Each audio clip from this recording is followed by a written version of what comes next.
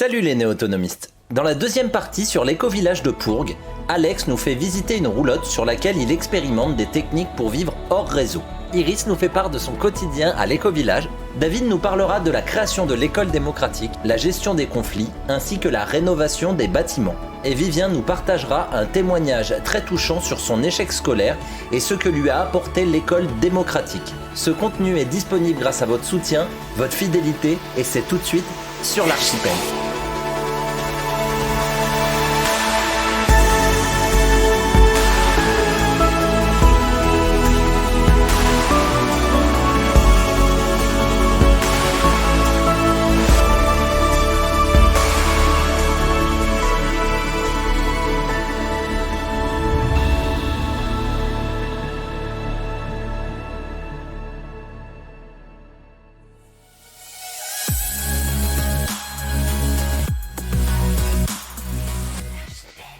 Salut Alex. Salut les amis, ça va? Oh, il est trop... salut les amis, ça va? Alors, on est sur un habitat que vous avez fabriqué vous-même pour accueillir les personnes. C'est le plus avancé en autonomie? C'est ça, c'est un peu un prototype test pour essayer. C'est une sorte de gîte qui peut accueillir 4 personnes. D'accord. Et elle est raccordée à rien du tout. Donc ni eau, ni électricité, ni chauffage, ni quoi que ce soit. Donc il faut se débrouiller. Et il faut se débrouiller. Et là, l'idée, c'est de voir un peu, de mettre en place tout plein de petites idées en low-tech ou quoi, voir si ça marche, si ça fonctionne et d'accueillir des gens ensuite. Je vois des roues au loin, les gens verront peut-être pas. Donc c'est une roulotte, c'est ça? C'est ça, c'est une roulotte. Nous, les limites par rapport à l'urbanisme, c'est que c'est 40 mètres carrés maximum et sur roue, qu'il n'y ait pas de fondation dure, en tout cas qui s'accroche sur le sol. Je préviens les gens, juste s'il y a du vent, ils doivent le voir à tes cheveux. Ouais, c'est juste, sûr. Voilà, s'ils entendent un peu de bruit. Ouais. Avec le soleil et tout. Ah oui, en plus, c'est sur un châssis de semi-remorque. Ça fait très... Alors là, les gens ils vont avoir peur, ils vont se dire ça fait très gourou. C'est sur un châssis de semi-remorque, du coup, il fait 13 mètres de long, 3 mètres habitables de côté, donc 39 mètres carrés. Génial, donc moins de 40. Exactement. Après, avec l'isolation, l'idée c'était de bien l'isoler aussi. Donc il y a 25 en fibre de bois sur sol, côté et le toit. 25, pas mal, ouais. 25, bien. Plus le pare-pluie qui est rigide, qui fait 4 cm, enfin 3-5, et qui, en plus de faire pare-pluie, il compte un peu dans l'isolation parce que ça fait de la matière en fait quand même en plus. On le voit un petit peu entre deux lattes. Parfois on voit, voilà, la finition, c'est une construction voulue tout en fluidité, quoi. Hein. T'as fait ça il y a combien de temps? Tu l'as fait en arrivant en 2017? Alors on a reçu le châssis avril, là on est en 2021, avril bien, 2020. Ouais. Alors je sais pas quand les gens le verront, peut-être en 2022. Avril 2020 et c'était fini en septembre. Après on a mis un peu de temps aussi à recevoir des pièces en autonomie parce que l'autonomie c'est pas encore quelque chose par exemple le chauffe-eau, c'est le chauffe-eau qui a mis un peu de temps. Avec les panneaux? Viens, on sera. Ouais, non, tu voulais peut-être aller voir. Vas-y, je te suis sur la visite. Donc là, l'idée, comme on voit, on est sur la crête d'une colline. Donc niveau soleil et vent, c'est un peu chaud. Ouais. Donc l'idée, c'est de planter plein d'arbres et de petits fruits et tout ça pour apporter de l'ombre et du coupe-vent et tout. Donc là-bas, il y a des grosses haies avec des arbres et des haies. D'accord. Et ici aussi. Génial. Je te suis. Ça tu l'as planté dès que tu es arrivé parce que ça me paraît petit, non, ça doit pas être... Ça, c'est des petits fruits. Ouais, je les ai plantés là, il y a quelques années, il y a quelques mois. D'accord, il y a quelques années. Alors là, c'est la partie nord, je présume? C'est ça. Du bâtiment, attends, je vais mettre là, hop. Du coup, on a l'eau de pluie ici, on a 20 mètres cubes. En cuve souple? En cuve souple. C'était parce qu'en fait, la terre, on peut pas creuser très profond. Donc l'idée d'enterrer une cuve dure, c'était un peu idée qu'on ne pouvait pas faire. Donc là, l'idée, c'est la terre, elle remonte bien avec dans 2-3 années des haies qui seront à 2-3 mètres, quoi, pour apporter aussi de l'humidité, de l'ombre, que ce soit à la maison ou surtout pour la cuve. Et il y a 20 mètres cubes en gros.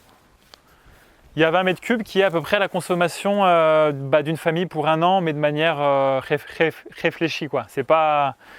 Mais voilà, en comptant douche, eau sanitaire, eau pour boire, etc. Ça paraît rien, mais c'est plus ou moins le calcul. Donc tu l'as nivelé, j'y suis passé. Après c'est ça, c'est qu'il n'y a pas de machine à laver. C'est aussi la force d'être en groupe à Pourg, c'est qu'on mutualise aussi plein de choses. D'accord, je comprends mieux maintenant, ouais, parce que je ne comprenais pas par rapport à moi. Déjà que j'utilise pas beaucoup, mais c'est vrai que si vous Tu utilises combien toi? Moi je suis, je compte pas au mois, mais je suis sur une cuve de 3000 litres. Ouais. Et je conseille vivement 5000 litres parce que quand même entre juin, juillet, août, sauf cette année, je galère un peu. Donc je montre aux gens. Mais carrément. Tu collectes l'eau de pluie, là on voit Exactement. bien. Directement, là il y a un manche qui va en haut, si c'est comme le mien, voilà, qui va. Alors les gens vont le voir.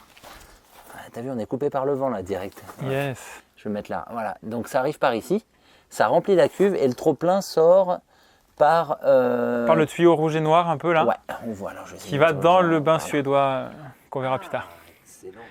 Et du coup, il y a des filtres en pré-cuve et en post-cuve, quoi, un peu pour l'eau. Parce que sinon, ici, c'est vrai que ça peut développer des bactéries assez vite. Donc, on verra ça après. Vas-y, pas de souci. Comment tu fais pour filtrer? Tu utilises quoi comme filtration? Eh ben, à la sortie de cuve, c'est un filtre à 3 niveaux, en céramique, au charbon actif et à l'UV. Donc là, on peut voir au fond, là, c'est la petite cuve des toilettes sèches aussi. L'idée, c'était pas d'avoir un seau et de devoir vider tous les 2-3 jours. Génial. Donc là, franchement, ça sent pas et tous les 3, 4, 5 mois, tu le vides. Mais tu vois, au moins, c'est une... tu prends une brouette, et tu le mets un peu plus loin. Génial. Donc ça, c'est une petite idée aussi pour pas avoir le seau dans le salon. C'est un peu toujours ce qu'on a dans les habitats à Liège. C'est comme ça. Bon alors là, il fonctionne pas lui? Non, il fonctionne qu'en hiver, sans les lecs. Mais tu mets de l'eau pour avoir de l'eau froide et alterner eau froide, eau chaude. Excellent. C'est bien ces petits systèmes. J'aime bien les systèmes comme ça. Système D, en plus tu fais de la récup d'un truc qui fonctionne plus, mais il est isolé. C'est là aussi où c'est sympa. Exactement, carrément. Là, du coup, c'est tout un peu les eaux grises qui seront là, qui peuvent servir aussi pour l'irrigation. Ok. Des arbres. Ça décante et tout. Ouais.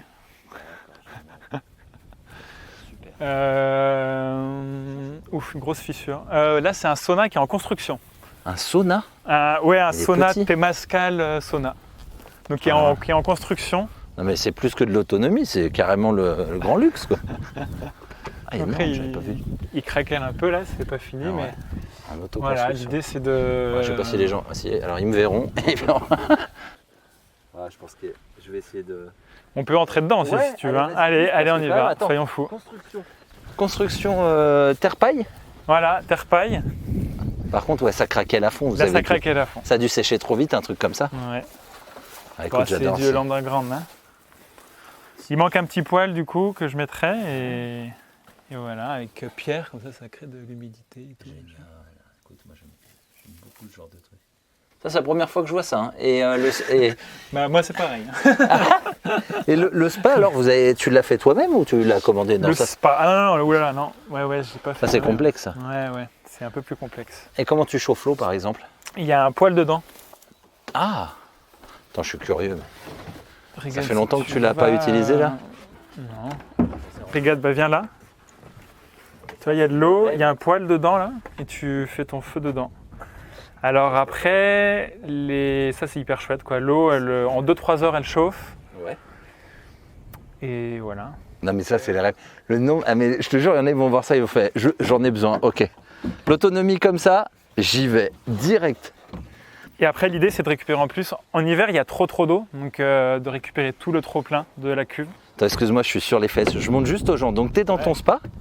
Voilà. Voilà. Et là, attention. Il faut imaginer qu'il neige, qu'il c'est un coucher de soleil, que tu vois les montagnes enneigées.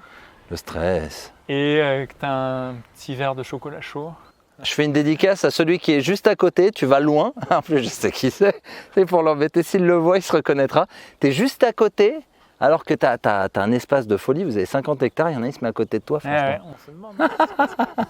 Non, mais c'est magnifique. Je te jure, là, ça va en faire rêver plus d'un, ça. Et alors, je vois aussi que... Ah oui, tu as des panneaux. On va aller voir tout ça. Oula, alors tu me fais faire des trucs. Oh, attention, les gens. Je vous préviens, je saute d'1 mètre.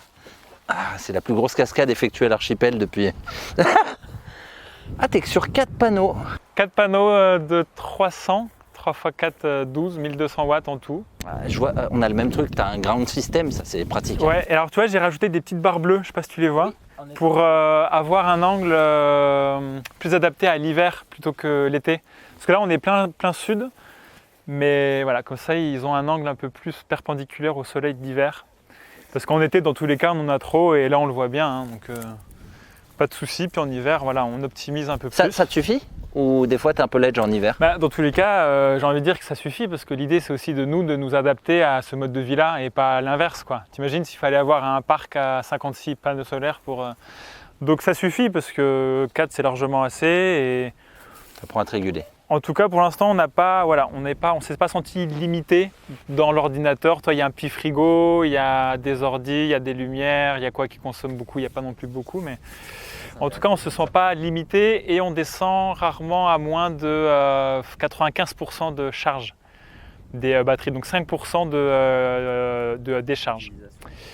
Donc c'est pas énorme. Surtout après, il y a des bonnes batteries aussi. C'est quoi les batteries? Des batteries bleues. Ah, c'est des Victron? C'est des Victron, ouais. D'accord, ouais, c'est mais au plomb? Au lithium, ouais. Ah, d'accord, ok. Donc c'est pas une fierté, hein, mais... Ah non, mais alors je ne juge personne et j'invite tout le monde à ne pas juger. Non, mais oui. Moi aussi, je suis lithium, hein, écoute. Ouais. Moi, j'aimerais bien qu'un jour, on me fournisse des batteries qui ne polluent rien du tout. Ouais. Et derrière, c'est donc pour chauffer l'eau? Derrière, pour chauffer l'eau. C'est un vrai panneau solaire, ça. Voilà, carrément. Qui est relié du coup au panneau, au chauffe-eau qui est dans la maison, qui est dans la cabane, qu'on pourra voir. Et alors, comment tu fais? L'eau, elle vient de la cuve? Non, l'eau, elle vient... Donc le circuit eau, c'est cuve, ensuite qui va à un surpresseur. Ouais. Le surpresseur l'envoie dans le chauffe-eau. D'accord. Et après, dans le chauffe-eau, il y a plusieurs circuits, froid ou chaud. Après, je ne connais pas exactement, mais du coup, c'est après un surpresseur, quoi, qui met 2 barres de pression environ dans tout le circuit. Et lui, du coup, il est en circuit fermé dans le chauffe-eau. Ça chauffe bien avec un temps comme ça, pas énorme, quoi. Mais c'est pareil, c'est une belle expérimentation aussi que de s'adapter, de se mettre aussi au rythme du vivant, quoi. Après, le chauffe-eau est bien isolé, donc ça veut dire que ça garde l'eau chaude quand même quelques jours. Au pire, tu as un poêle pour chauffer l'eau. Voilà, sinon tu peux le chauffer avec une petite bûchette. J'en profite là qu'on est là, donc t'es le plus loin là de... Je vois l'éco-village, il est... Oui, dans un projet en groupe, c'est important d'être un peu seul. Oui, t'es pas le seul à le dire. D'avoir son individualité. Et là, on peut voir le petit exercice quand on s'embête. Petit hop. C'est-à-dire, ah non, c'est quoi ça? Machine à laver et vélo. Ah, tu l'as, ok. Tu l'as fait à chaîne alors? Parce qu'il y en a qui le font directement à courroie, c'était plus pratique. Que là, du coup, je sais pas si vous connaissez, c'est Jocelyn Quintana. Oui, bien sûr, tu le connais. Ouais. Je le salue. Il est passé m'offrir cette belle machine. Jocelyn, je passerai moi un de ces quatre. Il m'avait déjà proposé. Il fait des éoliennes aussi à carrément, fond. Ouais, carrément. Jocelyn, qui est très présent notamment sur Facebook, sur les réseaux sociaux. Ah ouais. Il faudra que j'aille le voir. C'est un peu GeoTrouve-Tout. Ouais. C'est un frais. Voilà, là, c'est un peu le coin. On peut commencer par là. Ouais. Juste, tu peux me faire un retour d'expérience sur la douche solaire? Ouais, alors douche solaire, il faut qu'il fasse vraiment chaud pour que ça soit chaud, quoi. Mais un peu déçu, ouais. Mais bon, après en été, du coup, l'idée là, c'est le petit cadeau, c'est de se doucher dehors et avec de l'eau quand même plus ou moins chaude quand il fait chaud, mais sinon en hiver ou quoi, ça reste froid, ou en automne, printemps. Ah, ça c'est un frigo du désert. Ah, bravo. Ah, tu vois, c'est la première fois, je crois que j'en filme un. Alors peut-être que des gens que je suis allé voir vont me reprendre. Alors est-ce que tu peux nous le...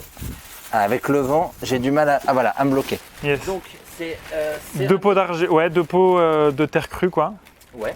Terre crue et dedans il y a du sable. Et l'idée c'est de mouiller un peu le sable. Attends, ça va faire un peu de mouiller un peu le sable, d'accord. L'idée c'est de mouiller un peu le sable et de mouiller ensuite une petite serviette que tu mets au-dessus. Ouais. Et ça garde hyper bien au frais, on a déjà fait le test. Et après moi j'ai rajouté quand même un petit capot isolé. Bon, je sais pas si c'est trop si c'est une bonne idée. Un petit capot que tu as isolé. Mais t'as fait des tests, ça fonctionne? Ouais. Alors dedans, c'est tout mignon. Donc là on n'a pas l'impression, c'est un peu, on dirait une roulotte, quoi. C'est une roulotte de toute façon, hein. C'est étroit un peu comme une roulotte.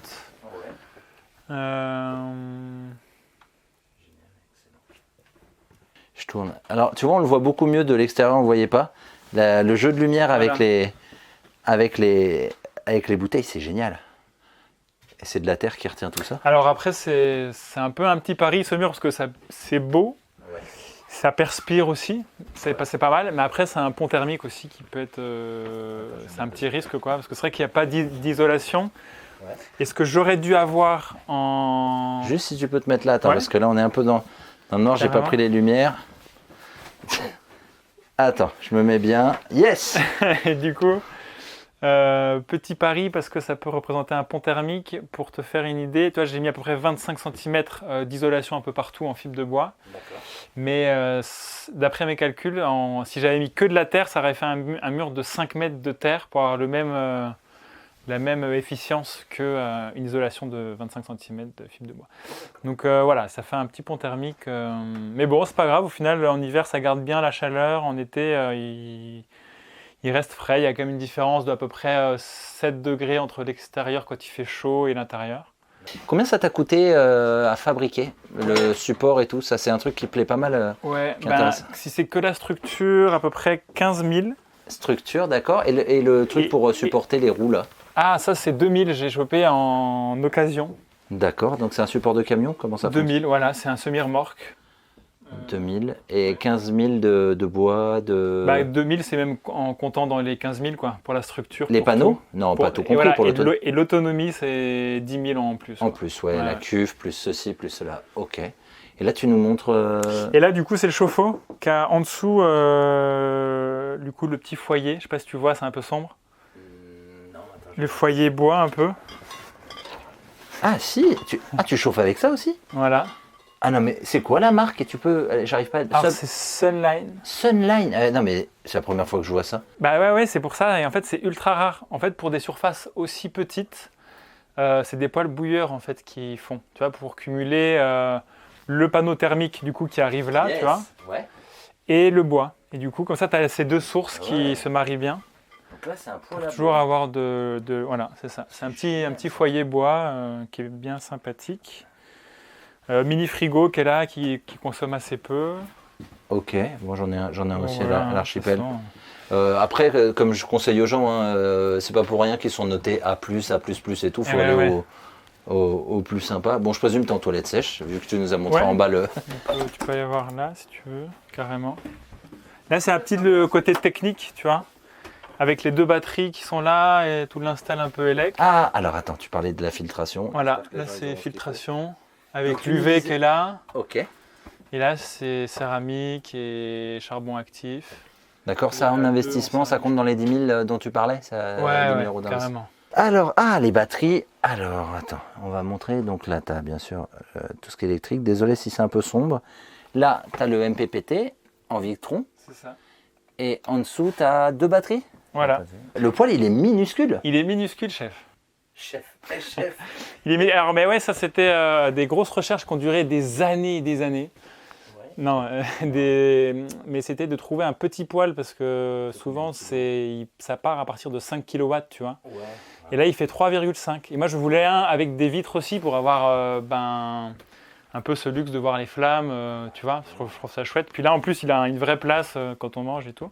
Ça fonctionne bien, les briques? C'est des briques réfractaires? Voilà, et au-dessus, c'est des briques réfractaires parce que du coup, c'est un poêle qui n'a pas trop de masse. Ce qui permet d'emmagasiner, que ça ne chauffe pas trop vite aussi et que ça diffuse plus ensuite. Et là, on peut voir dans chaque salle, tu vois, j'ai fait un trou sur le sol. Alors là, si tu vas avec ta caméra, tu peux voir qu'on voit le sol en fait. Ce qui fait que, jour en été, je mets un extracteur d'air ici. Ce qui fait que ça prend l'air frais qui est sous le châssis et que ça le remonte dans la cabane. La cabane roulotte. Voilà. Et dans chaque salle, du coup, il y en a une. Il y en a 2 trous. Ce qui fait que ça tire pas mal de volume d'air. C'est bien. En fait, c'est plein de petits trucs. De toute façon, quand tu vis hors réseau, tu as intérêt à trouver plein d'astuces. On n'a pas vraiment le choix. Hein. Tu vois, tous les rideaux aussi, il y a des couvertures de survie qu'on a cousues. Ouais, je le vois, excellent. Ouais. Alors, l'inconvénient, c'est que ça fait boîte de nuit quand on les touche, quoi. Et après, voilà, il y a le côté argenté du coup pour réfléchir la lumière et doré pour l'isolation, pour pas. Mais c'est ce qu'on donne souvent aux gens quand les pompiers ils ont ça. Après, il aurait mieux valu aussi des volets extérieurs, mais il y a pas mal de fenêtres ici qui s'ouvrent pas, ce qui fait que c'est chiant de toujours sortir avec une échelle, etc. Et c'est pas du verre, ça a l'air d'être. Double vitrage, ouais. Ah si. Ok, derrière petite. Bon après moi je rentre très peu dans les. Dans la déco. Ouais, non mais je rentre très peu. Alors dans en vrai, ah oui, dans la chambre, tu veux dire? Dans la chambre, ouais, ça en vrai c'est chouette, c'est du Fermacell qui fait que ça stocke beaucoup plus la chaleur, c'est une matière qui est hyper dense. Fermacell. Du Fermacell, c'est un peu du placo mais bio. Et Placo bio, ok. pour l'expliquer très vite, ce qui fait que en hiver ça prend toute la chaleur du poêle, ça chauffe et ça diffuse ensuite. Et l'hiver, tu as tout le soleil qui tape et c'est pareil, ça stocke la chaleur. Sur ces deux fenêtres là surtout ça... Ouais, et puis comme tu as placé, je présume, donc le soleil peut rentrer en hiver et en été il est trop haut donc il rentre pas. Exactement. Excellent. Il suffit d'un petit rayon de soleil pour que ça chauffe bien et l'hiver et sans forcément avoir besoin du poêle, quoi. Il faut vraiment 3-4 jours de froid et de gris pour qu'il fasse froid. Ah, tu nous montres? Ok, je voulais pas. Allez, t'as surélevé le oui, lit pour pouvoir. Ça, c'est pas bête, pour pouvoir avoir du rangement quand tu es sur une petite surface. Voilà, comme ça, il y a plein de rangements en bas et il y a un lit XXL avec des fenêtres un peu à droite à gauche. C'est ce qu'ils font dans les vannes pour gagner ouais, carrément. du rangement. C'est ça. Hein. T'as allumé, ce sera mieux. Hop. Et là, des petits bureaux un peu ici, tu vois, pour que les gens puissent travailler tout en regardant la vue tranquille, te parler. Ah oui, avec la vue. Et voilà, et méditer en même temps. J'aime pas rentrer dans les chambres, je trouve toujours des dossiers après à filmer, tu vois, pour me dire, t'as oublié de filmer ça. Génial, oh là là, ça c'est une belle prestation. C'est une belle prestation. Il y a les levées de lune qui peuvent être beaux d'ici, etc. Donc voilà, l'idée c'est vraiment ça, c'est de faire expérimenter aux gens ce genre d'habitat-là. Ça peut, tu vois, quand tu le vis en vrai dans ton corps, je trouve ça chouette parce que souvent dans l'autonomie ou dans ce genre de choix-là, on voit plutôt ce qu'on perd, tu vois, mais on voit rarement ce qu'on y gagne. Et pour moi, ce qu'on y gagne, c'est avant tout là de la beauté, de vivre avec les éléments, vivre au rythme aussi de quelque chose de beaucoup plus grand que nous. Puis voilà, à chaque fois, hein, plus tu vis simplement, plus tu te raccroches à quelque chose de beaucoup plus grand que toi, quoi. Enfin, moins tu as de choses et plus tu as de choses en fait. Bon, c'est quelque chose d'un peu difficile à expliquer. Mais toi, avec ton boulot, tu n'es pas là à l'année, mais quand vous êtes au maximum, par exemple, tu as déjà vu combien de personnes ici au maximum? Ouais, écoute, ça peut aller 1, 2, 3, 4, 6. 6 carrément ici? Ouais, carrément. Couché, je présume. Parce que là-bas, du coup, il y a 2 chambres, on a fait 2 chambres. Ou ça de l'autre côté? Voilà, ça peut être avec des lits doubles, tu vois. Ah oui, mais tu vois, c'est trompeur, hein, parce que... Avec des lits doubles, donc 2 enfants par chambre peuvent y être, quoi. Donc 6 maximum, c'est surtout ici pour des immersions longues aussi, pas forcément à la semaine pour que les gens ils s'installent et ils vivent cette expérience. C'est génial. Et Tiens, regarde, un autre truc pour gagner de la place. Les filets. Non mais, je puisse des idées. Ça je l'aurais... Franchement, je vais te le piquer, je vais le mettre à l'archipel avec la place qu'on a en hauteur. Ah non, c'est génial. Excellent. Ouais, c'est une petite ambiance de voilier bateau, quoi, non? Ouais. Un peu, non? Alors, moi, je dirais un mélange entre voilier, tiny house. Ouais. Parce que tu piques quand même des idées... Il y a aussi les idées des portes aussi, tu vois, qui sont encastrées dans les murs, quoi. On se demande si c'est une cachette secrète, si c'est un mur. Est-ce que là, je vais entrer dans un trou noir ou je sais pas. Oh, surprise. Non, c'est génial. Mais plutôt que d'avoir une porte carrée que tu achètes, c'est toutes comme toutes les autres. Là. Ça, c'est le pouvoir de faire soi-même. Tu peux vraiment... Après, il n'y a que ton imagination qui arrête tout ça. Et tu vois, du coup, l'hiver, les extracteurs d'air, je les mets au mur en haut, qu'on peut voir. Ah oui. Comme ça, du coup, il y a surtout, si je fais des poêles, si je fais un feu dans le poêle, si la personne, en tout cas ici, elle fait un feu dans le poêle, et ben ça chauffe surtout que cette pièce-là. Et bizarrement, rien qu'une structure que en planche de bois comme ça stoppe la chaleur. Tu vois. Donc comme ça, là, ça permet en 1 minute ou 2 max de diffuser toute la chaleur dans toute la cabane pour que toutes les personnes puissent avoir la chaleur. Quoi. Génial. Franchement, C'est astucieux. T'as encore d'autres trucs? Les petites, ouais, aussi. Hein, moi, je prends toutes les astuces. Bon, on verra si les personnes, elles le vivent bien ou pas, mais c'est la salle de bain, quoi. C'est le côté un peu... les gens c'est là où les gens ils disent stop. Alors, c'est vachement serré. Voilà, c'est un peu serré, mais bon. Tu sautes. Wow. Attends. C'est dangereux. Hein, c'est beaucoup.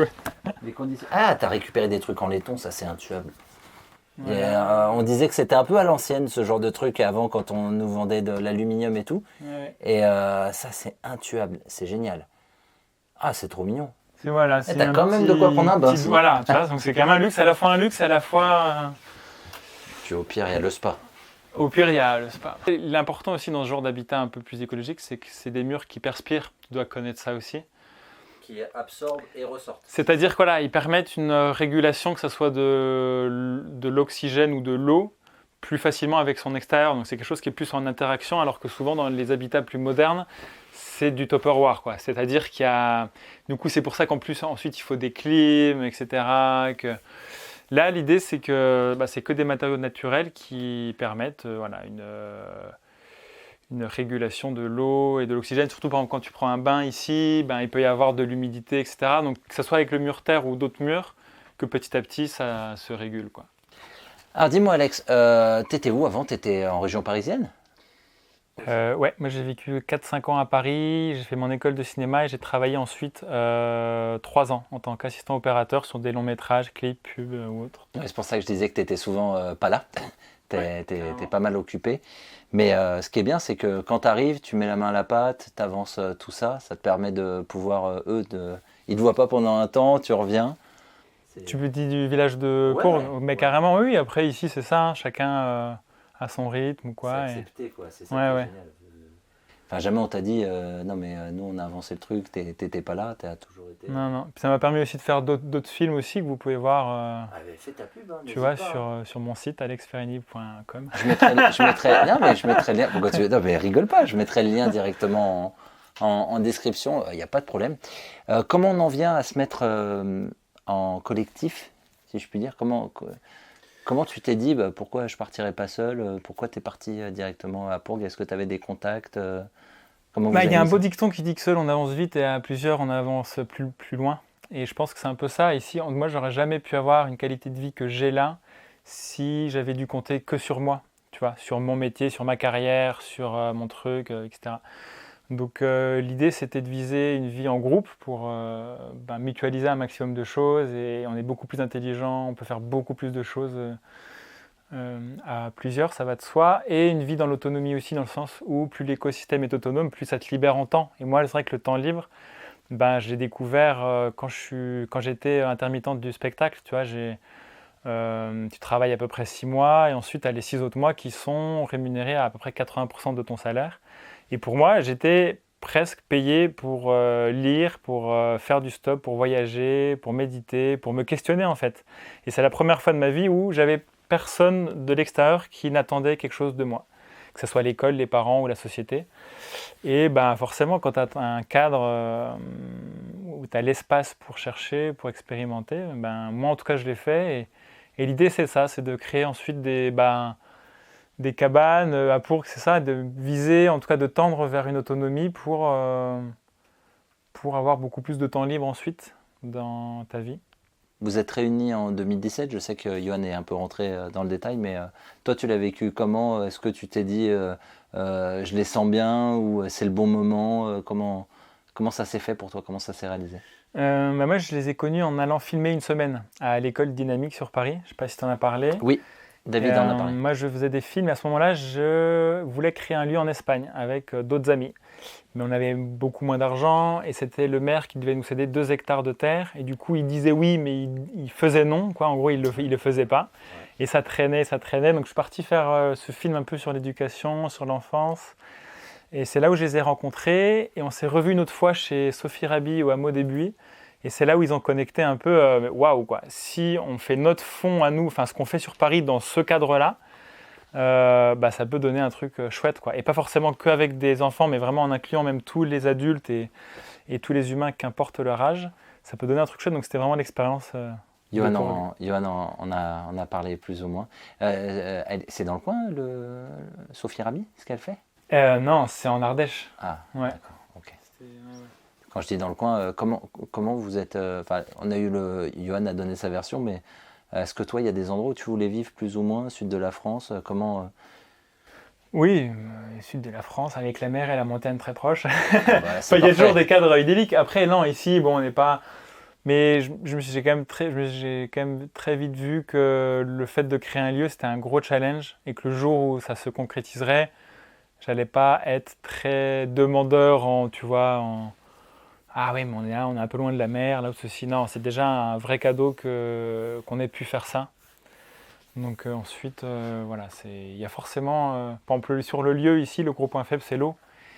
Il n'y a pas une source d'eau, il n'y a pas un Vous avez une fleuve, grosse il n'y a pas bâtisse la... pour collecter. Si vous prenez Oui, l'eau que c'est la ça, bâtisse c'est ça. collecte... L'idée, c'est de collecter, c'est d'additionner le forage et de l'eau de pluie.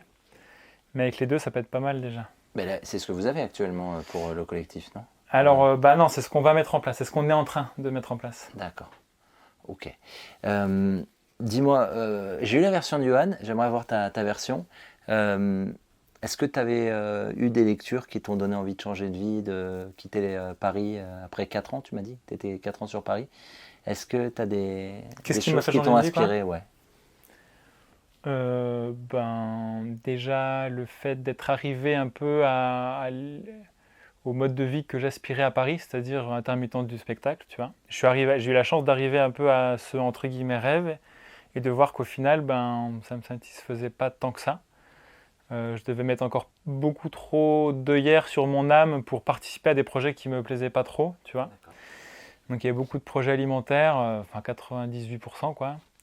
Donc l'idée c'était de se questionner de moi à moi, quoi. Est-ce que la vie c'est ça? Est-ce que je m'en contente ou non? Et je lisais en parallèle plein de livres, surtout de Krishnamurti, je sais pas si tu Ouais, vois, ouais. et qui C'est me vachement challengeait beaucoup. philosophique, hein.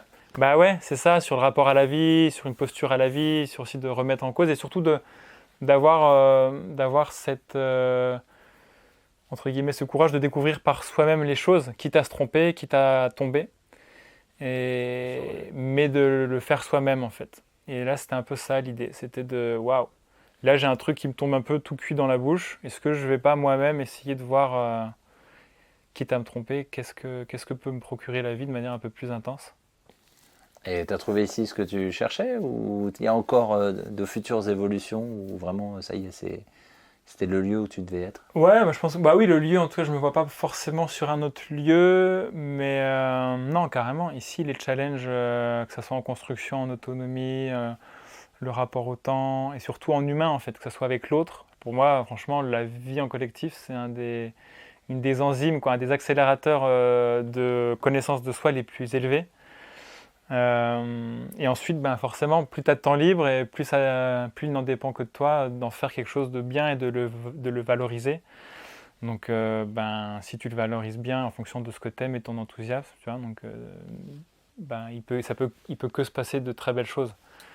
Et en tout cas, tu es responsable de ça. Donc, c'est-à-dire que si tu t'embêtes dans une vie où tu es libre, ben, tu peux que tourner le regard en toi et te dire, ok, ben, peut-être que c'est pas la vie qui est embêtante, mais c'est moi-même, quoi. Donc, tu vois, Ah, putain, de la te pression. responsabiliser, quoi, en fait, Ah, tu vois, ouais. de dire, bah, waouh, qu'est-ce que j'ai envie de faire, tu vois, là, si je tourne en rond, ok, qu'est-ce qui m'empêche de faire ça? Rien, bah, alors je le fais. Et bon, après, par rapport à ton expérience, qu'est-ce que toi t'apportes au collectif? C'est quoi tes points forts? Pff, C'est dur hein, de parler de ça. Non, mais tu sais, moi, quelqu'un me ferait les questions que je pose, là, je serais pareil, je serais en train de bégayer. Mais c'est pour ça que j'ai toujours la bonne posture. En plus, moi, on me voit pas. Avec mon sourire quand je regarde et que je pose cette question-là. ben, je pense que le fait de communiquer aux autres, c'est quelque chose, parce que nous, on est encore un lieu qui vit pleinement grâce à l'accueil.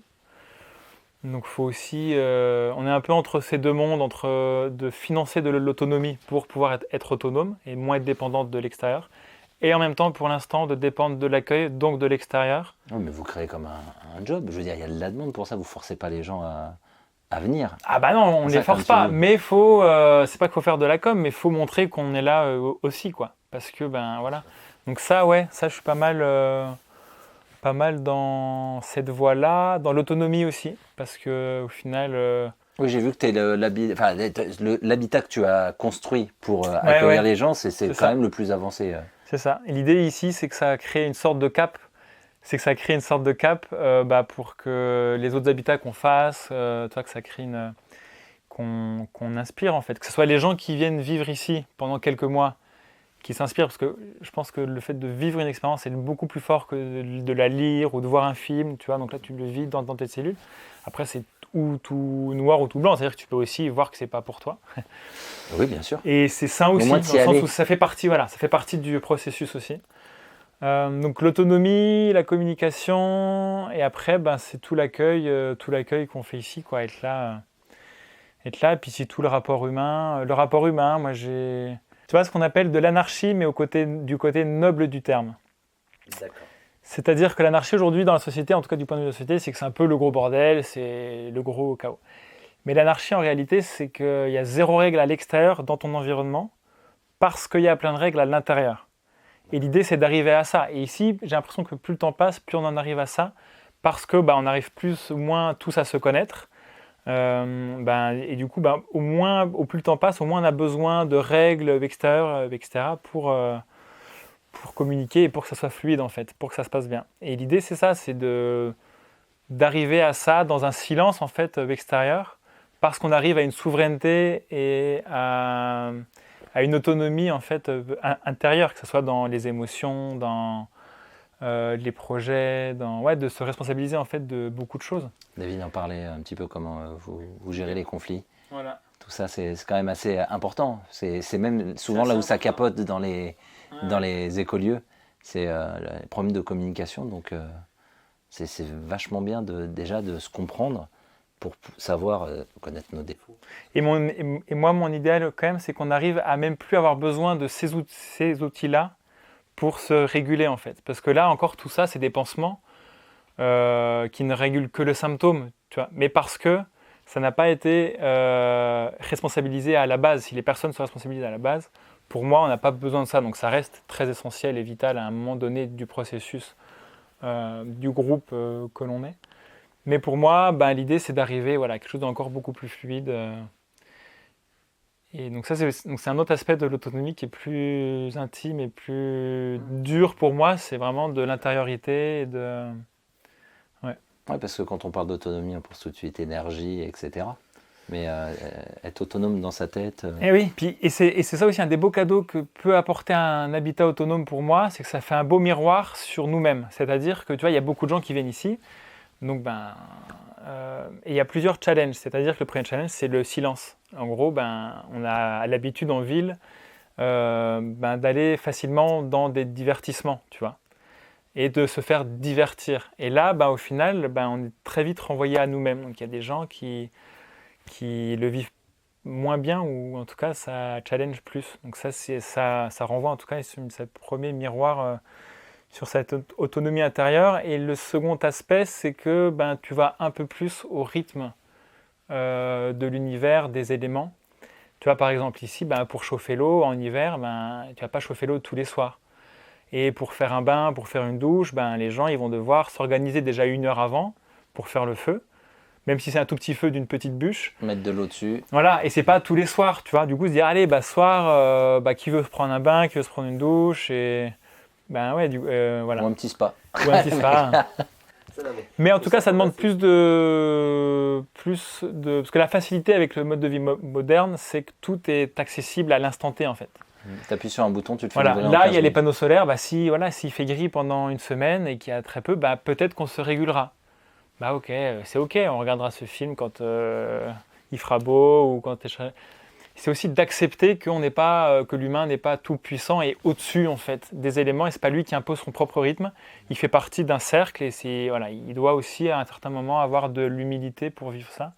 Et c'est pour ça aussi que moi je suis attiré par ce genre de mode de vie là, c'est que ça t'amène à ça. Donc c'est pour moi très spirituel, c'est un chemin très spirituel, tu vois. C'est que ça m'amène à découvrir dans ma chair plus d'humilité, un rapport aussi beaucoup plus précis, plus proche aux éléments.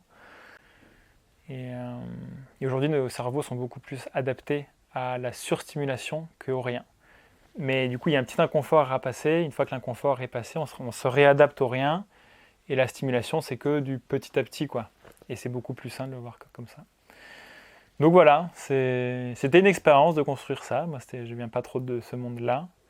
Et j'espère que ça peut inspirer des gens. Bien sûr, c'est un peu le but de la chaîne. Ça peut le chaîne. Alex, merci beaucoup. Merci à toi, Brian. Je t'en prie. Bonjour Iris. Bonjour. Est-ce que tu peux nous expliquer un petit peu comment tu vis ici, comment tu vois la vie à Pourgues, au village de Pourgues? Alors, à Pourgues, c'est trop bien et tout. En premier, j'adore parce que on peut courir, il y a beaucoup d'espace, il y a de bons repas faits, maison. Et en plus, ici, il y a des amis à moi, je peux beaucoup m'amuser, il y a plein d'activités à faire. C'est quoi ton activité préférée? Mon activité préférée, je peux plus la faire vu qu'il n'y a plus de bottes de paille. C'est jouer à touche-touche sur les bottes de paille. Ah, c'est excellent. Donc c'est un peu un chat. Faut attraper. Il y a un chat. Il faut toucher.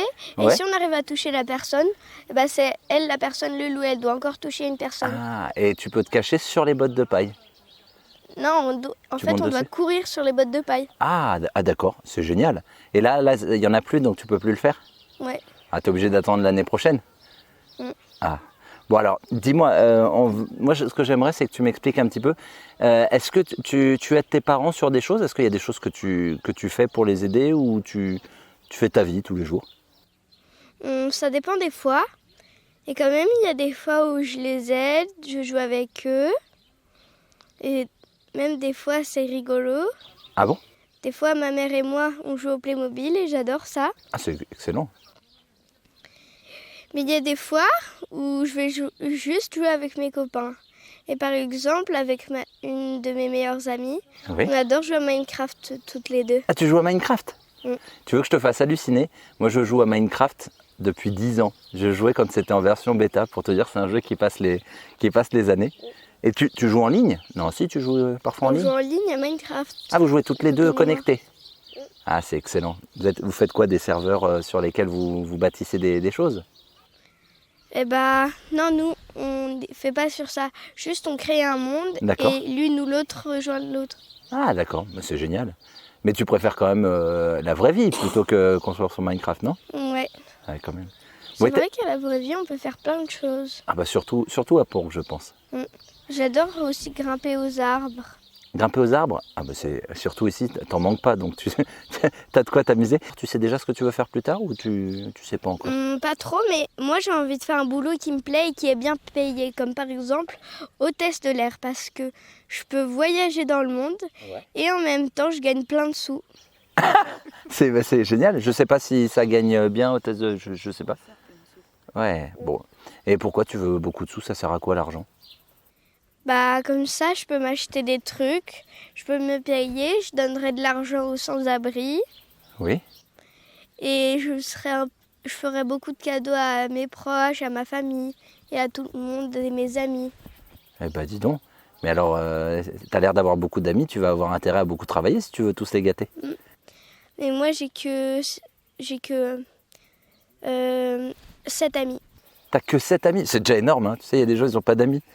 C'est énorme. Et est-ce que tu peux vraiment compter sur eux? Il y en a certains que je peux pas trop, mais quand même. Ah, dis pas de La nom. plupart, je peux compter sur eux. Ah, c'est génial. Bon, est-ce que tu aimerais partager un mot de la fin aux enfants qui vivraient dans un petit appartement et qui ne pourraient pas trop sortir, leur expliquer pour toi ta vision et du monde et le plaisir d'être à Pourgues? D'accord. Alors, si vous m'écoutez en ce moment, et si vous vous demandez que faire, je sais exactement quoi faire. Vous pouvez faire par exemple des jeux de société avec vos frères et sœurs ou vos parents. Vous pouvez jouer avec les Playmobil, moi j'adore ça. Vous pouvez aussi faire de l'écran. Mais si vous ne pouvez pas trop sortir, aussi il y a quelque chose que moi j'adore faire quand je ne peux pas trop sortir, qu'il neige et que j'ai pas trop envie de sortir de chez moi. Moi, surtout, je range un peu et puis après je prends des photos du beau paysage et je profite de la vie. C'est bien de profiter de la vie. Hein. Oui.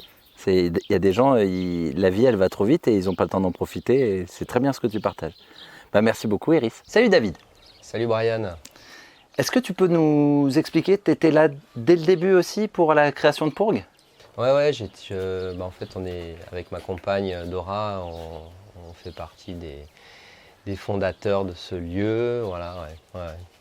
D'accord. Là, je vois que tu es sur une nouvelle bâtisse. Ça fait 3 ans, donc depuis 2017 que tu es là. Ouais. Tu peux nous expliquer, tu étais où et comment vous avez fait Nous, on était à Paris. Voilà. Et puis, ça faisait déjà un certain temps que ça tournait en rond dans la ville et on avait besoin de rejoindre quelque chose de plus naturel, voilà, et ce projet est tombé à point nommé pour nous. Ouais. Et sur Paris, tu faisais quoi ? J'ai fait pas mal de choses moi.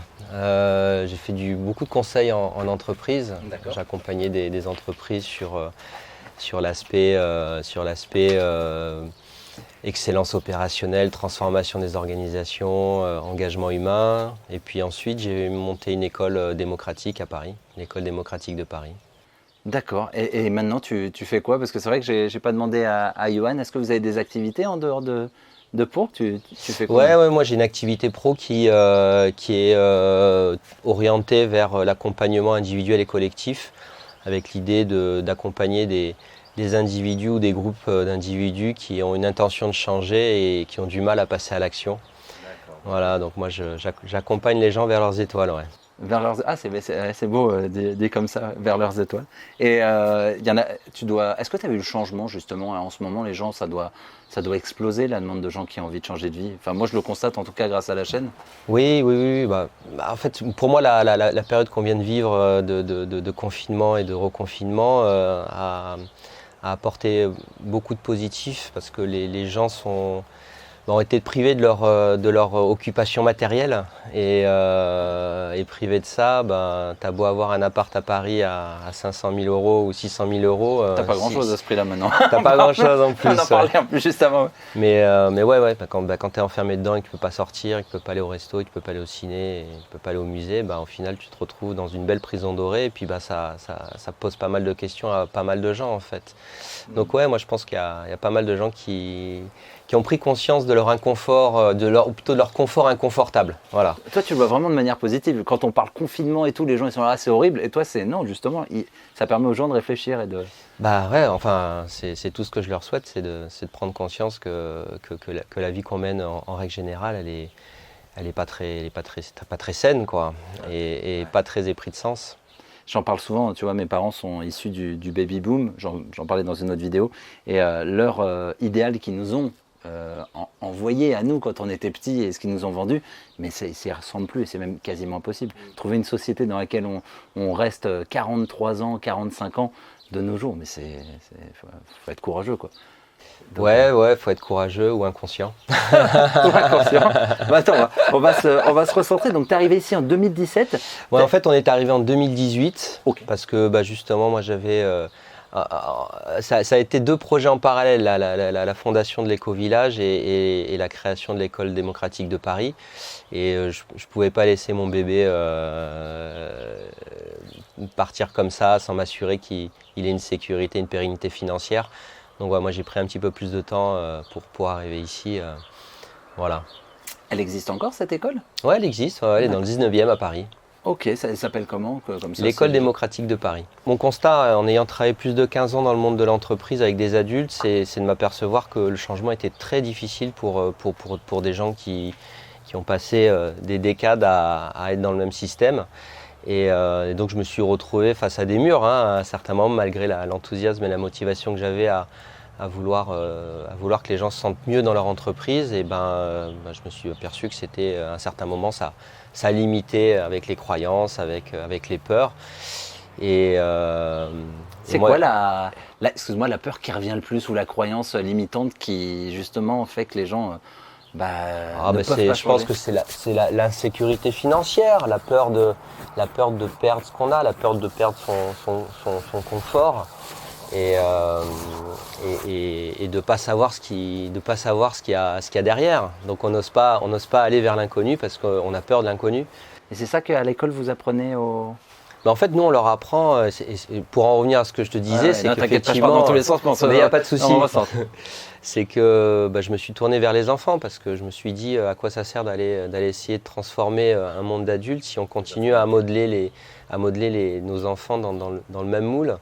Et donc c'est pour ça que une des raisons principales de la création de cette école, c'est de vouloir qu'on arrête de conditionner nos enfants dans le même système avec les mêmes peurs et voilà. Donc oui, au final, c'est apporter à nos enfants un espace de liberté qui leur permette de se découvrir, d'être entrepreneurs de leur vie et d'oser faire les choses en fait. L'école dynamique dont vient Johan, elle a un an de plus que la nôtre. Donc on est les 2 écoles à Paris à avoir vu le jour, quasiment c'est les 2 premières écoles en France. Donc c'était très très nouveau et ça a été très très nouveau. Donc il y a eu, tu sais, quand on est peu, on fait pas peur en fait. Et voilà. Et aujourd'hui, je pense que ça commence à faire peur parce qu'effectivement, aujourd'hui, il y a une 30aine d'écoles en France déjà depuis en 3 ans. En 4 ans. La première école c'est 2015, donc en 6 ans. Il y a aujourd'hui une 30aine d'écoles qui sont en fonctionnement et une 30aine de projets en cours. Donc effectivement, ça commence à ruer dans les brancards au niveau du ministère de l'Éducation. Et ce qui est bien, quoi. Ouais. Mais comment on va créer les petits soldats qui travaillent bien si on laisse les gens bien choisir C'est ça le problème, c'est qu'il n'y a peut-être même plus besoin de petits soldats parce qu'aujourd'hui, avec les nouvelles technologies, avec la robotisation, on n'a plus besoin de gentils ouvriers obéissants. Donc voilà, on n'a plus besoin, comme il y a 200 ans, de gentils ouvriers obéissants et ça change juste obéir à un patron, quoi. Un changement de paradigme là.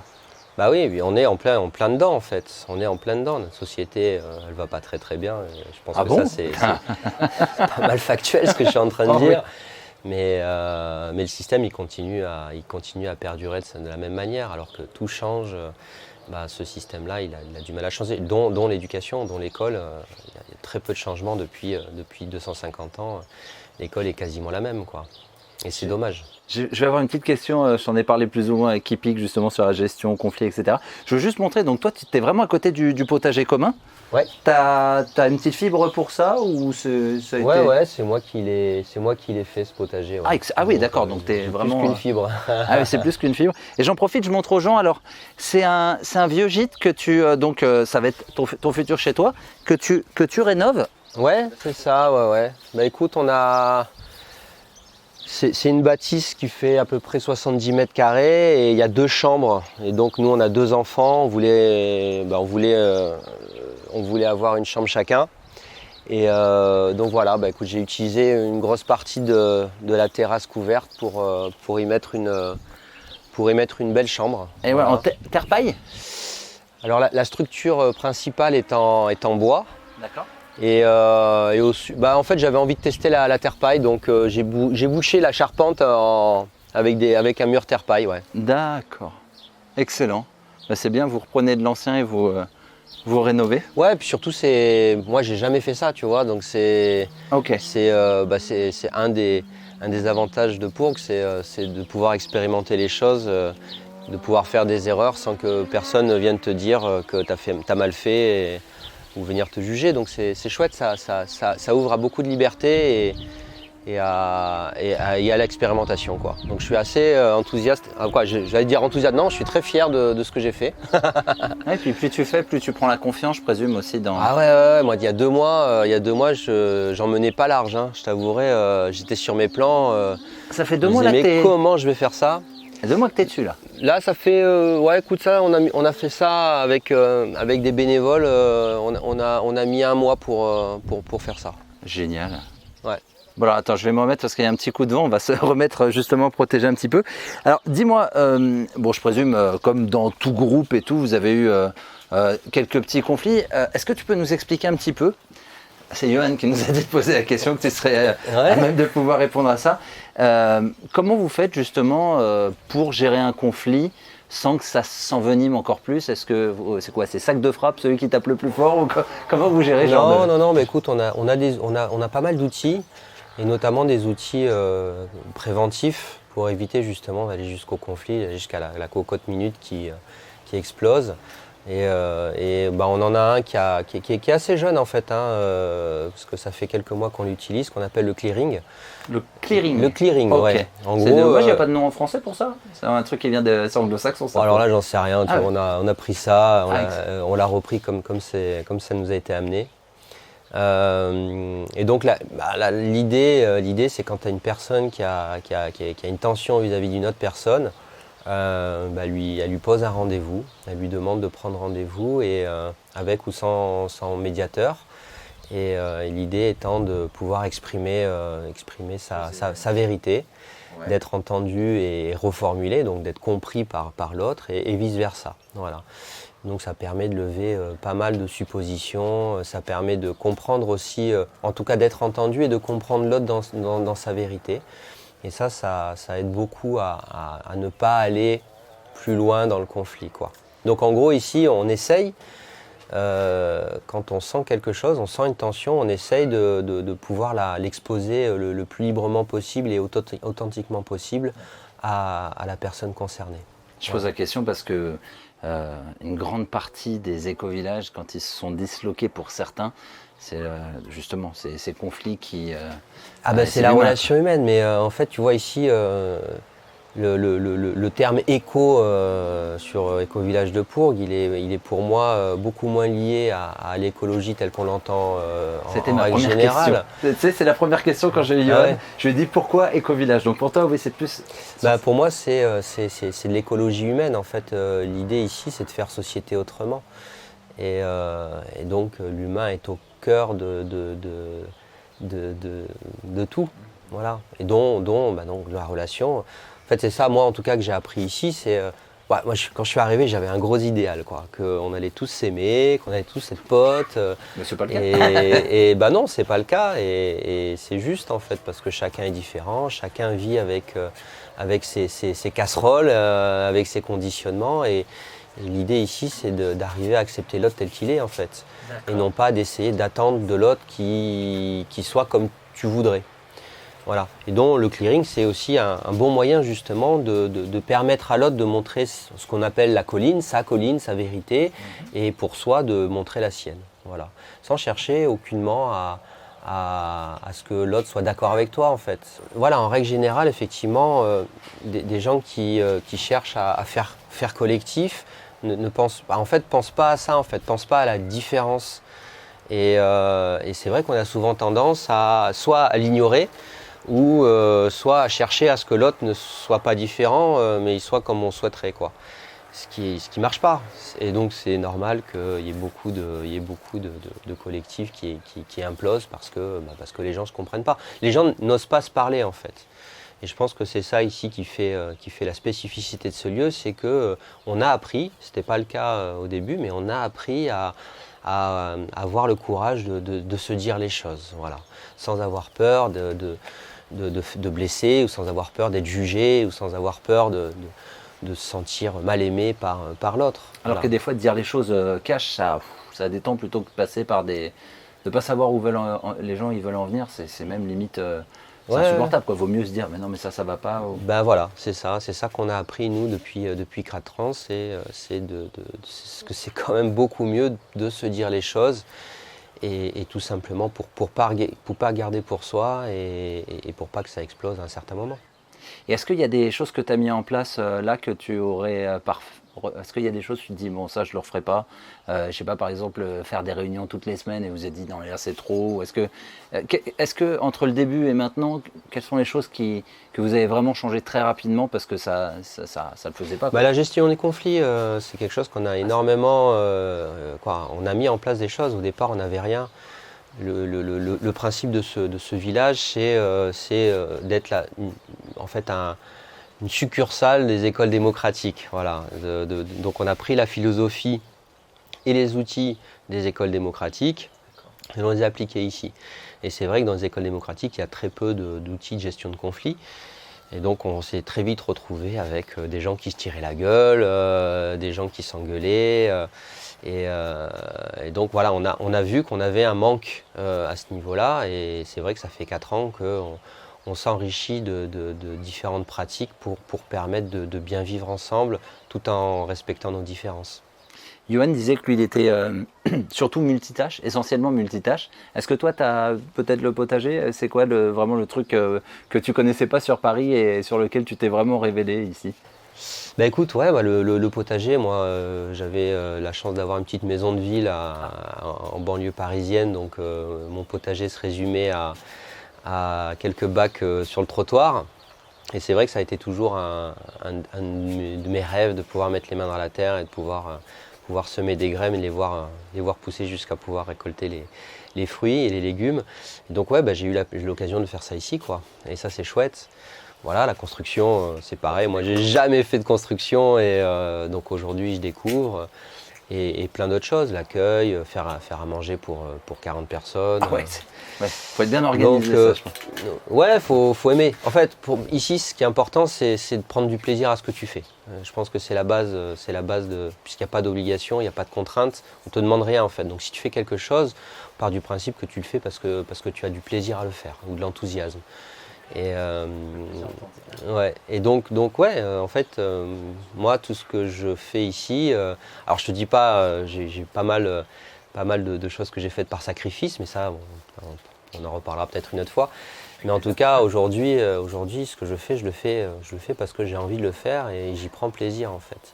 Même s'il y a des appréhensions, notamment quand tu n'as jamais fait de construction ou quand tu n'as jamais cassé un mur porteur, mais tu te dis waouh. J'ai vu une IPN devant, donc je me dis waouh. T'as peur. T'as peur, mais à bon, chaque après, coup de masse, tu dois c'est ça, ouais. Mais bon, quand c'est fait, ben waouh, génial. C'est très valorisant, très enrichissant. Et puis tu te dis, bah tiens, je viens de rajouter une petite corde à mon arc, quoi. Totalement. Allez, une dernière question. Cette chaîne, elle s'adresse essentiellement, mais bien sûr à d'autres personnes, mais essentiellement aux citadins qui quittent la ville, donc à l'exode urbain. Je savais pas, on fait machine arrière. Est-ce que c'est un peu là, c'est libre pour toi si tu t'adresses aux gens qui ont peut-être peur de partir. Est-ce que maintenant, après 4 ans, tu peux nous faire ton retour d'expérience? Ouais, bah écoute, moi mon retour d'expérience, c'est que c'était très très dur de quitter la ville en fait, parce qu'on connaît, parce qu'on a nos amis, parce qu'on a notre boulot, parce qu'on a notre confort, on a nos habitudes et la campagne fait peur. Et donc ça a été très dur en fait, très très dur de quitter, mais au final, dès qu'on a mis les pieds ici, c'était fini, la peur avait disparu et on était bien. Tu reviendrais, tu ferais pas machine arrière? Non, je ferais pas machine arrière. C'est ce qu'on m'a dit il y a pas longtemps et j'ai dit mais même pas, ils étaient étonnés, on m'a dit 15 000 € par mois, tu reviendras en région parisienne? Je dis absolument pas. Ouais, non, je pense que je pourrais pas en fait. C'est-à-dire que le plaisir et la richesse de se réveiller le matin et de voir les montagnes, d'entendre les oiseaux. Tiens, je mettrais des images drone. Juste dans la nature, ça vaut tout l'or du monde. Et puis c'est même pas, en fait, pour moi, c'est même pas une question j'allais te dire, une question d'environnement. C'est si une personne se sent bien en ville, chouette en fait. Il y a pas de honte à être un urbain. C'est juste, c'est les gens qui se sentent pas bien dans leur environnement qui mériteraient d'oser sauter le pas en fait. C'est Oser quitter la ville. Oser quitter la ville, oser quitter ce confort qui devient de plus en plus inconfortable et ces occupations matérielles qui font pas sens pour une vie bien vécue en fait. Merci, c'est ce que je pensais entendre et merci, ça fait du bien. Je pense que les gens ont besoin d'écouter ça parce que comme toi, j'ai franchi le cap et c'est vrai qu'il y a eu beaucoup de nuits blanches avant de se dire mais comment ça va se passer et en fait je pense qu'on se fout les boules solo. Alors que quand on y est, mais on se dit mais pourquoi je l'ai pas fait avant. Enfin moi je me dis pourquoi c'est ça. On est vachement conditionné par notre mental aussi et c'est vrai qu'on a un cerveau qui aime bien les habitudes et donc il va mettre en place toutes les stratégies possibles et imaginables pour conserver ses habitudes et parce qu'on a peur de l'inconnu. Mais dès qu'on fait le pas, c'est bon quoi. Moi je prends souvent cet exemple du saut à l'élastique. Je sais pas si tu as déjà fait du saut à l'élastique, mais en fait voilà, t'es là, t'es au pied du précipice, t'as beau savoir que t'es bien attaché, qu'il n'y a aucun risque, etc. tu as souvent tendance à avoir peur de sauter et puis passer 5-10 bonnes minutes à travailler dans ta tête que tu vas mourir, il va y avoir un problème. Tu as fait tous les scénarios dans ta tête. Je vais m'écraser, et donc c'est ça qui te paralyse. Et puis du moment où tu oses sauter, tu sautes, ça y est, t'es dans le truc, et là c'est l'adrénaline, et tu as juste envie, c'est juste de recommencer après. Donc voilà, pour moi c'est ce petit pas là, entre le rebord du ponton et le vide qui vaut le coup d'être fait en fait. Pour moi, il n'y a pas photo, ça vaut le coup d'être fait. Ça, c'est très parlant. Merci beaucoup, David. Merci à toi. Merci. Salut, Vivien. Salut. Est-ce que tu peux te présenter, tu as 21 ans, il me semble. Ouais, c'est ça. Est-ce que tu peux nous présenter ton parcours et nous parler un petit peu de l'école démocratique, justement, s'il te plaît? Ok. Moi, j'étais 3 ans dans l'école confondée Marjorie, Rami, Johan et Liliana. J'ai eu un parcours un peu particulier. J'ai arrêté en 3e. J'étais en famille d'accueil en Île-de-France avant. Mais je suis originaire de Sancerre. J'ai eu des soucis d'échec scolaire, d'harcèlement. J'ai arrêté au brevet. J'ai fait un mois de lycée et je me suis rendu compte que ça pouvait plus du tout aller comme ça. Je repartais dans des sphères un peu dépressives où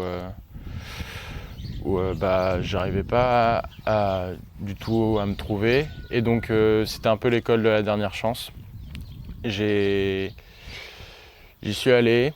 La première année, c'était une expérience humaine vraiment top. Où j'ai appris à connaître l'humain en profondeur. J'ai aussi appris à me connaître moi. Tu disais que tu avais arrêté l'école pour tout ça, mais tu savais plus ou moins ce que tu voulais faire ou pas du tout encore Pas du tout. Pas du tout. Il n'y a que 2 ans où j'ai à peu près trouvé vraiment, on va dire, l'étoile à suivre. Ouais. Et c'est vers quoi que tu veux aller alors maintenant? Le travail du sol, pas la terre, tout ce qui est relié à la terre, maraîchage, peu importe. Tout ça, ça me plaît, ouais. C'est prendre soin du sol. À 21 ans, c'est bien. Il y en a qui, même à 30 ans, moi j'ai à peine trouvé ma voie à 30, je te l'avais dit hier, à 30 ans, 32 ans. Donc à 21 ans, savoir vers où t'orienter, c'est génial. Qu'est-ce qui t'a permis de trouver ta voie là où, dans le conventionnel, c'était un échec pour toi? Je crois que je suis arrivé à l'école, j'étais hyper en colère contre tout ce qui était le système et j'avais envie déjà de me prouver à moi-même que je pouvais m'en sortir sans l'adulte, sans tous ces gens en fait qui pensent qui choisissent ta voie jusqu'à tes 18 ans et voire plus. Et ça, je me suis rendu compte que ça me pesait beaucoup. Enfin, ça m'avait beaucoup pesé et encore aujourd'hui, il y a beaucoup de ressentiments envers les profs, etc. Et c'était quoi la question déjà? La question, c'était de savoir ce que ça t'a apporté ici, enfin sur l'école démocratique. Je dis ici, mais c'était à Paris que tu as fait. Ouais, c'était à Paris, ouais. Et donc, ce que tu as trouvé dans l'école démocratique qui t'a permis de trouver la voie, est-ce qu'il y a eu des outils, Qu'est-ce qu'ils ont mis en place en fait? Qu'est-ce qu'ils ont mis en place? Il y avait beaucoup de liberté. En fait, la seule chose, il y a un cadre pour la vie commune. Et après, dans ce cadre-là, tu es libre d'explorer ce que tu veux. Et j'ai exploré plein de choses. Et en fait, j'ai surtout expérimenté l'échec. On apprend de ces échecs. Ouais, c'était vraiment intéressant avec le recul. Je connais beaucoup mieux mes limites. J'ai essayé d'apprendre le norvégien, le latin. J'ai fait de la muscu au poids de corps. Et tout ça, c'était pas des grandes réussites, on va pas se mentir. Mais tu t'es pas forcé? Non, mais je me suis quand même engagé. Le norvégien, j'ai fait un bouquin avec les CD et tout. Le latin, c'était un peu plus dur parce que il y a beaucoup moins de livres dessus et tout ça. Mais j'ai essayé de le faire en autodidacte. Mais ouais, je crois que c'est pas trop pour moi les trucs autodidactes. Tu préfères quand même, tu parlais ici, tu disais qu'il y avait quand même des règles, des structures. Tu préfères, parce que l'école c'est quand même vachement structuré, donc c'est le fait en fait que, j'essaye pour que les gens aussi, peut-être qu'ils ont compris avant moi, mais en fait c'est le fait de te laisser autonome qui te permet de trouver tes voies. Ou c'est ça. Après, je pense que tout le monde n'est pas fait pour ça. Il faut avoir une certaine volonté. D'accord. Quel genre de type de personne serait pas super bien dans ce mode de vie? Des gens qui ont besoin de se faire diriger? Je pense qu'on le voit quand les gens arrivent dans ce milieu-là. Parce que j'ai aussi appris tu fréquentes beaucoup l'ennui. Parce que tu te retrouves livré à toi-même. Tu n'as plus les heures de cours, l'emploi du temps qui te guide. Tu n'as plus les devoirs en fin de soirée. Ouais, t'es pris dans, alors moi je le dis souvent, la roue du hamster. Donc il y a un moment où tu vois plus rien passer parce que tu es pris dans toutes ces... En fait, le truc, c'est que ça va plus loin que ça. Tu commences à tes 3 ans à fonctionner comme ça. Dès la maternelle. Et là, moi je suis arrivé à 16 ans, tu arrives à 16 ans et tu sors de ça. Et tu te dis, tu sais même pas ce qu'il y a en toi. Et là, d'un seul coup, tu te retrouves face à tout ça, face à tes démons, face à ton potentiel, face à tout ce qui est à l'intérieur. Et pour moi, personnellement, tout est sorti d'un coup, je l'ai plutôt bien pris. Mais ouais, c'était des moments hyper intenses, tout seul. Et après, comme il y a plein d'autres jeunes qui vivent le processus en même temps que toi, tu peux te soutenir et échanger. Et tu as le temps de te soutenir humainement aussi.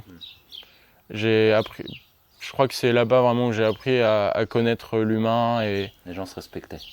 Les gens se respectaient et vraiment découvrir ce qu'il y a à l'intérieur de chaque personne et se rendre compte que j'ai fréquenté des gens que dans une cour de collège, j'aurais jamais approché parce que trop intello, trop geek ou parce que j'étais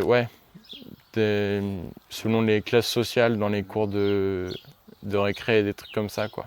Et dis-moi, tu me disais donc les gens qui ne seraient pas adaptés, mais à qui tu conseillerais de faire une école démocratique? Alors quel genre de personnalité, quel genre de background, d'historique? Quel genre de personnalité? Je conseillerais tous les gens qui ont de la curiosité et qui même j'ai vu mes 2 meilleurs potes, c'est des gens, contrairement à moi, qui étaient hyper talentueux à l'école et tous ceux qui se sentent freinés par l'école en fait. Ah, carrément freinés? Freinés, ouais. En cours ou des trucs comme ça, je leur conseille vivement d'expérimenter ça. Excuse-moi, là, ce qui me fait bizarre, c'est que moi j'étais en échec scolaire, j'ai pas eu le bac, donc c'est pour ça que ça me fait plaisir aussi d'entendre ce genre de choses.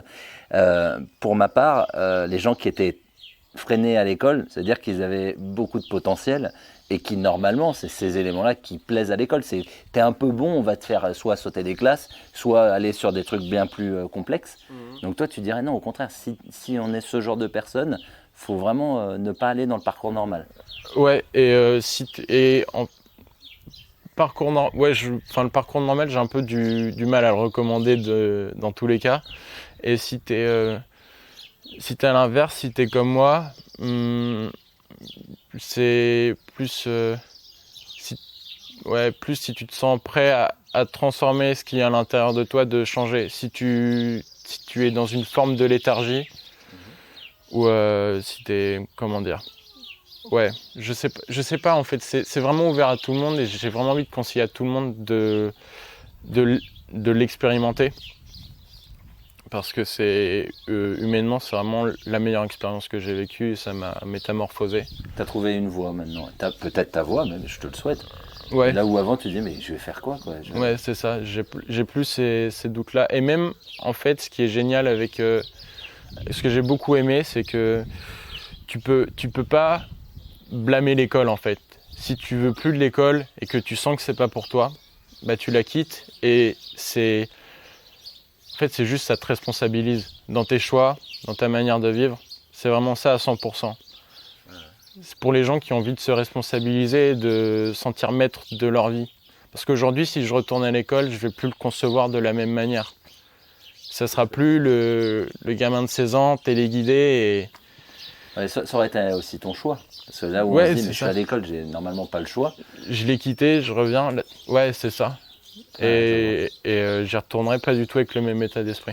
Tu sais que moi, alors je considère ça comme un cauchemar, mais ayant quitté l'école 2 semaines avant le bac, parce que je me suis dit, mais tu vas où, Brian? J'ai eu quand même la chance d'avoir des parents très ouverts hein, pour dire, mais attends, dans 15 jours, tu peux passer ton bac, tente-le. Non, j'ai dit non, je veux travailler. Je m'imagine des fois retourner à l'école, et je te jure, pour moi, c'est quand je me réveille, je suis pas bien le matin. Parce que, tu vois, j'ai eu cette même douleur, quoi. Ça a été le truc costaud. Donc s'il y a des jeunes qui nous regardent, c'est pour ça que je suis content de filmer ça. C'est bien aussi d'avoir ton retour d'expérience et de dire qu'il peut exister d'autres manières de trouver sa voie et d'aller vers quelque chose qui nous anime. C'est un peu ça. Bah, franchement, la seule chose que j'ai envie de dire à beaucoup de jeunes de ma génération, plus jeunes, plus vieux même. Peut-être même aux parents, peut-être que les parents qui cherchent des solutions. C'est clair, les parents aussi. C'est pour les parents, déjà faites confiance à votre gosse. Je crois qu'il n'y a pas plus... Même s'il ressemble à un délinquant dans ses actes et qu'il traîne, qu'il est léthargique. Je pense qu'à ce moment-là, il faut changer son discours et c'est se placer, pas en père ni en mère, mais en adulte et en quelqu'un de plus expérimenté. C'est-à-dire se mettre dialoguer comme on dialogue là face à un adulte. Et déjà, c'est responsabiliser quelqu'un. Et mais moi, je triche. Déjà, je suis pas parent, donc je peux pas donner de conseils là-dessus. Et surtout, je me reconnais dans ton parcours, même s'il n'a pas été aussi complexe.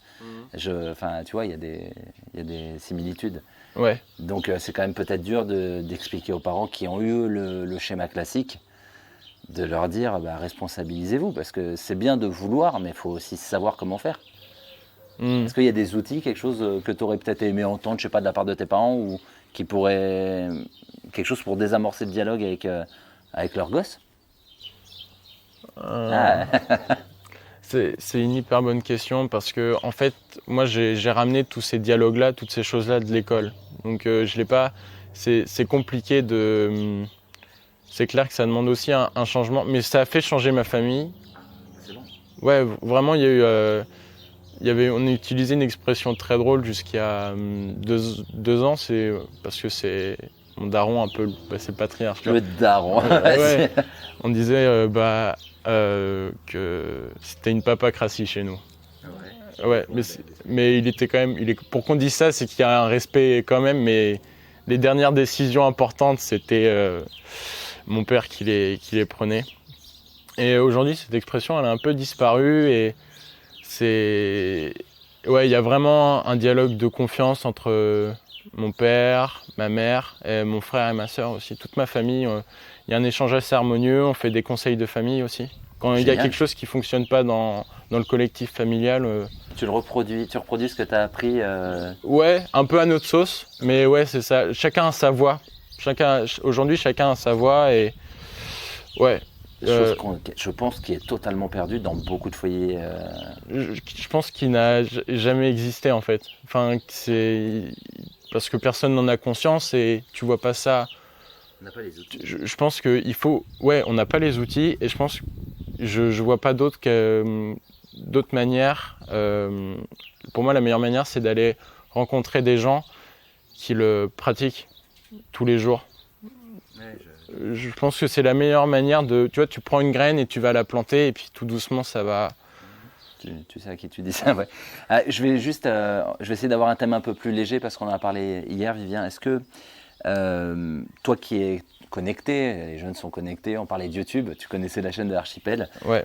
Tu me disais que tu reprochais aux gens qui ont la possibilité d'avoir beaucoup de visibilité.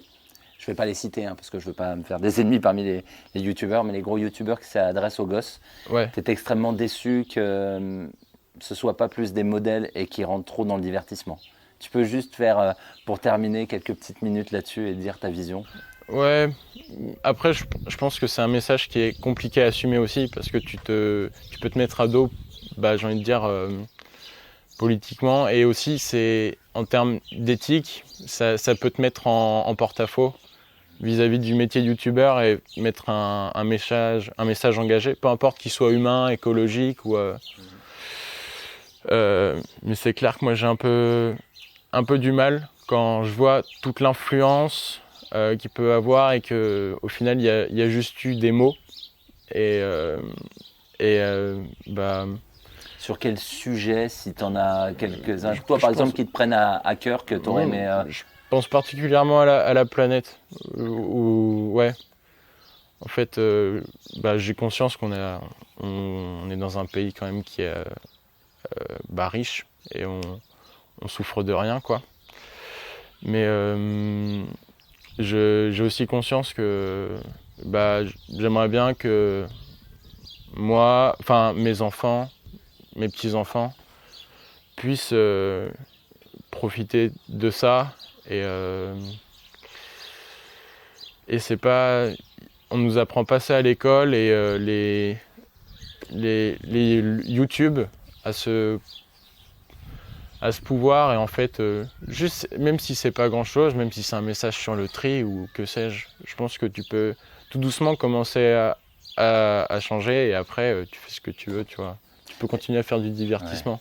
Ouais. Mais tu vois, toi qui dois surfer pas mal, YouTube a sélectionné des youtubeurs, enfin j'aime pas dire que je suis youtubeur, des vidéastes comme moi, pour justement essayer d'ouvrir et de parler un peu de la nature, de changements de vie, d'une autre vision. Peut-être que malheureusement, c'est même ce que tu reproches, il ne faut rien attendre de tout ce qui est mainstream, donc même des youtubeurs qui deviennent mainstream, et que ce sera sur les petites chaînes que tu pourras entendre un discours différent. Non, mais là, c'est ni une question, mais toi comment tu vois le truc? Tu penses vraiment qu'eux pourraient changer? Tu me disais, de toute façon, ils ont pas le choix. Dès qu'ils disent quelque chose, s'ils prennent une position, ils vont être attaqués. Moi, je vois que, tu vois, récemment, j'ai partagé une causerie avec ma copine et j'ai eu 5 phrases sur un avis très personnel. Je disais bien que, de toute façon, je n'étais pas médecin et que mon avis ne concernait que la personne qui disait moi. Et j'ai eu des fleuves de commentaires de gens qui déjà n'avaient pas envie de parler, puisque c'était directement des insultes, ceci, cela. Alors que, tu vois, je me suis dit, peut-être que de proposer un message différent, ça permet aux gens de leur montrer qu'on peut avoir encore une liberté et que s'ils censurent pour 5 phrases qui les choquent, que ce sera ce que tu reproches, ça va devenir limpide, sans la moindre prise de risque. Et bon là c'est plus une causerie, Non, mais toi, tu vois, c'est aussi par rapport à notre conversation que j'avais pas eu le temps de terminer, de dire qu'il y a des gens qui peuvent le faire, mais que ça te fera perdre beaucoup de temps de gestion derrière, quoi. Ouais. En fait, c'est juste que je considère que l'enjeu est tellement plus grand, tu vois. Ça, je sais pas si tu vas le mettre dans la vidéo parce que c'est un peu peut-être un peu trash ce que je m'apprête à dire, mais vas-y, ça va faire des vues. Le mec, ça y est, retourne à YouTube. Non, mais franchement, il y a des fois, je serais prêt à vendre l'humanité pour sauver la Terre, parce que quoi qu'on en dise, en fait, quand tu regardes, l'humain, il me fait penser à un adolescent qui est dépendant de ses parents.